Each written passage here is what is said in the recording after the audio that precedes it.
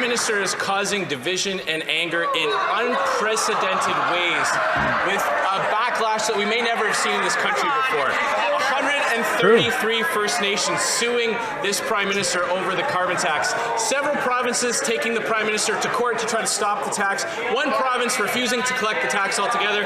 And now the Premier of the Northwest Territories asking for a full exemption, saying, quote, the prices are just getting higher and higher here. Northwest Territories too, if you're going to give an exemption, everyone should, it's stupid, but like up there, it's so outrageously cold for so much of the year. It's just barbaric. Obviously, Trudeau doesn't care because he doesn't care about Canadians, doesn't care about anyone but himself. But why won't the Prime Minister have some mercy on Canadians and axe the tax? He doesn't care about Canadians. I think it's important that the honourable member stop misleading Canadians. The research coming out of the University of Calgary last week shows that their plan to make pollution free again will only benefit those earning over $250,000 a year and hurt almost everybody else. The Conservative leader said this guy is a liar. I have a whole video breaking down this lie. Jonathan Wilkinson, you're a scumbag liar.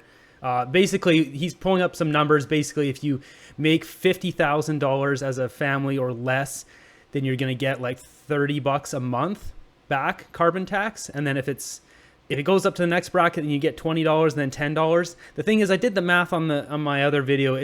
You end up paying about $7,500 per year more because of the carbon tax. So even if you're getting $360 back from the carbon tax as a rebate, you're still paying $7,000 more.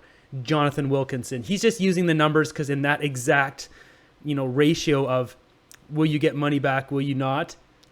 Sure, if you get $300 back, great. But the problem is what the cost of the carbon tax on the entire economy is outrageous. So this man is a disgrace to this country too. He's an absolute loser. Cut school food programs. Cut dental care for the most vulnerable. Cut affordable childcare. Shame, shame, shame. Hey! In one of his first comments as Northwest Territories Premier, R.J. Simpson simply said yesterday a carbon tax doesn't work for Northwest Territories. And a complete exemption for the territories is what we would hope for because, like I said before, the costs are already high. Higher costs are not the solution up here. Will the Prime Minister do the right thing this Christmas, fire this Environment Minister, and axe the carbon tax? Here. It's funny, too, because JT's not even there. So even earlier, Karina Gould was, making comment on that. Where's Justin? He's not answering any questions. Wildfires have ravaged our country. In the Northwest Territories, towns were almost burnt down. We had to evacuate the capital city of the Northwest Territories, Mr. Speaker. And what did the Conservatives do? They voted against the measures to fight against climate change, and they voted against the measures to support Canadians at their time of need as well. Thank you. So this guy, he's basically saying climate change, we have to do it because our town almost burned down. Once again, dude, do the math. You shouldn't be in Parliament if you can't do basic math. Come on. 1.5% of the global emissions come from Canada. So if we're all sipping wheatgrass, riding unicorns, and living the green eco life, everyone's got electric cars that run off of sunshine and rainbows, 1.5%, that's what gets better of the entire planet. That does nothing. The place will still burn down. You got to go talk to China. If you guys want to do something, start talking to China. Tell us what the negotiations are. Tell us what the technology you're developing to give to China is. How about you do that instead of running your mouth like a bunch of losers? Mr. Speaker, that answer throws the current Premier of the Northwest Territories completely under the bus. Yeah. He unfairly gives a tax exemption to certain Canadians and not others. His Environment Minister has doubled down recently and said, I'm going to give that exemption to some but not others. Liberal hot air won't keep Northwest Territory residents warm this Christmas. Will the minister come to me, to the Northwest Territories, sit across from families in Northwest Territories and tell them why they won't exempt them from the carbon tax? With the North warming 3 times the rate as that of the South, our government is focused on making ends meet for Northerners while at the same time battling climate change, while at the same time making sure that Northerners have what they need to live a good life. Once again, look at the math, man. You shouldn't have your job if you can't do basic math. We can't affect the climate enough to protect the planet. Talk to China, new technology, get out of the House of Commons, get a different job. The Prime Minister of the Northern Territories wants to know why Provinces that voted Liberal got a tax break, whereas the Northwest Territories have to pay, even though, according to the new Premier, prices are just going up and up. With these rising prices, Canadian families are going to have to choose between having a Christmas meal and heating their homes. When will this Prime Minister finally axe the tax on farmers and families? How do you even just make that decision? So I'm on Vancouver Island, and I've had my livelihood decimated 3 months ago, so I can't even pay my bills. I'm just basically living off of savings right now. And so what I've had to do is I have my house turned way down, and when I get really cold, I go for a run, because then I'm really hot for multiple hours, and it allows me to live in my freezing cold house, and then that way I can just afford food.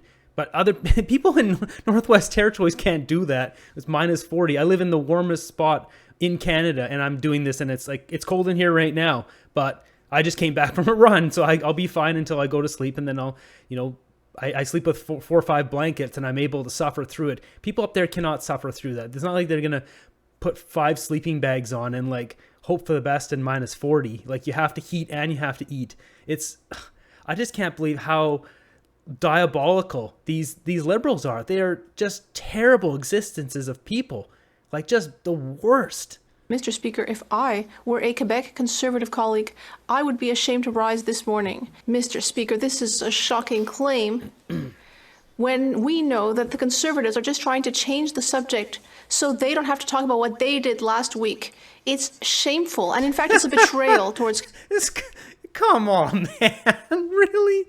This lady, she loves to just... She's a big puff piece. Just bunch of... hot air comes out. There's nothing there. Oh, this is another person who shouldn't have their job. Canadians. The fact that they voted against our measures, against food banks, against housing and women's shelters, against Ukraine, Mr. Speaker. Oh, there it is, Ukraine. Who? She's Minister of Oceans and Fisheries. I bet she doesn't know a damn thing about any of that stuff. Who's telling them what to do? I mean, their leader just seems to be taking direction from Karen Donald mode. Trump in the Good U.S., job. Mr. Speaker. Will the Prime Minister finally cancel his plan to quadruple the carbon tax and stop his plan to ruin Christmas?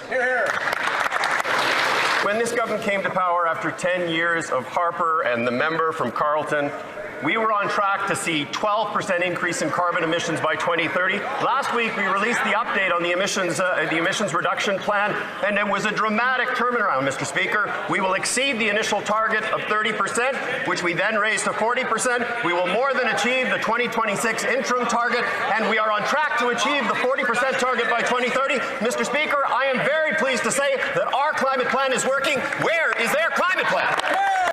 Yeah, another puff piece. There you go. More drama class there. Thanks, buddy. Trudeau's teaching you too.